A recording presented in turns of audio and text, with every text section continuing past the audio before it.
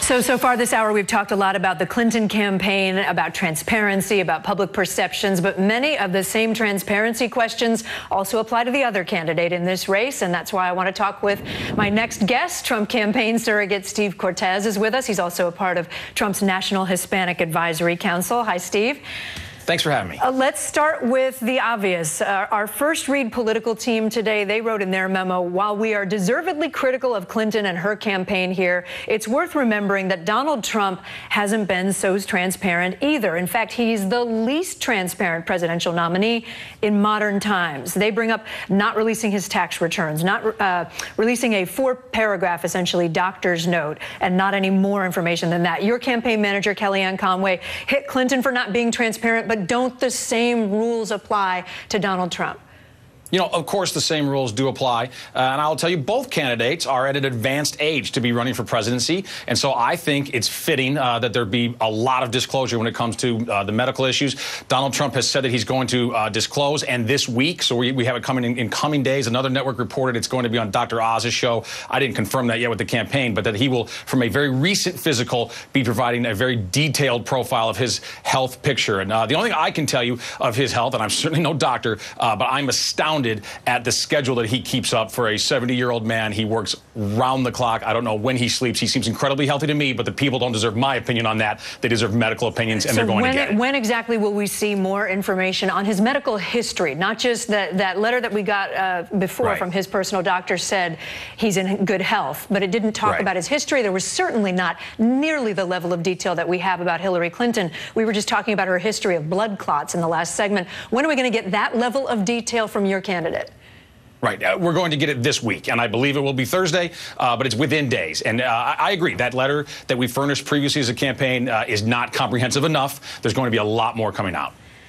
And in terms of who will talk to us about that, are you going to be providing, do you know if the campaign will be providing his doctor for interviews?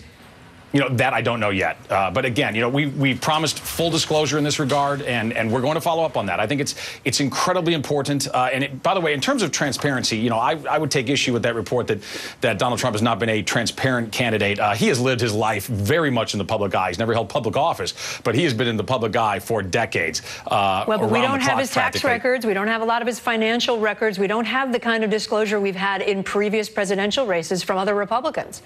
Well, we do have all the required financial disclosures. You're right, we don't have tax records yet because of his audit situation. But I had to say this, too. I think the American people are not terribly interested. It certainly doesn't seem to me, and certainly not in polling, about his tax records. What they are concerned about is their own taxes, and they're too high, and they're concerned about their own incomes, and they're too low, and they want solutions there. So I think this is somewhat inside baseball stuff where a lot of newsrooms are abuzz. I don't know, Steve. I think people would be very curious to know what a billionaire pays in taxes. And I think they'd be very curious to see what his net worth actually is on paper. Sure. No, listen, I think all of us would be curious to see. My expectation, I've not seen them, my expectation and my hope would be that he was very aggressive and within the law went to every possible end to reduce his tax bill, because that's what smart business people do. And I'm sure that's what Mr. Trump did. And he's a very savvy businessman. He has spent decades building amazing buildings, employing tens of thousands of people, and selling deals. During all that time, the Clintons have been busy employing defense attorneys and selling influence. So I'm very happy to put our track record up against the Clintons. Let me ask you about the track record when it comes to the Trump Foundation. A pretty serious investigative piece over the weekend by the Washington Post. They say they examined 17 years of tax filings for the foundation, did interviews with more than 200 people or groups who were either donors or recipients of money from the Trump Foundation. They write that nearly all of the Donald J. Trump Foundation's donations came from people other than Donald Trump. And then they go on, in 2 cases, he has used money from his charity to buy himself a gift. In one of those cases, not previously reported, Trump spent $20,000 of money earmarked for charitable purposes to buy a 6-foot-tall painting of himself. Money from the Trump Foundation has also been used for political purposes, which is against the law. You're familiar with this report, I'm sure. Your campaign has brought up the Clinton Foundation again and again, but what about this report on the Trump Foundation? Right. You know, I think there has been, I think we've admitted this, there's been some sloppy record keeping, some clerical errors with the foundation, particularly if you're speaking about in Florida, the donation to Pam Bondi. That was self-reported, by the way, by the Trump Foundation. Once we became alerted that there was a mistake, he personally reimbursed the foundation for that money and paid a small fine for that but occurrence. Sloppy But I think the important record-keeping, thing here Steve, is different than funneling money, taking a donation from someone and funneling it through the Trump Foundation and giving it to someone else, which is essentially what the Post reported. Right, but here's an important point, too. Donald Trump has been incredibly generous to charity and has been for an incredibly long period of time, particularly veterans issues. Some of it done personally. With his own money? Yes, with his own money, absolutely. And we can certainly provide records if you need of how generous he has been for such a very, very long time, going all the way back to the 1980s.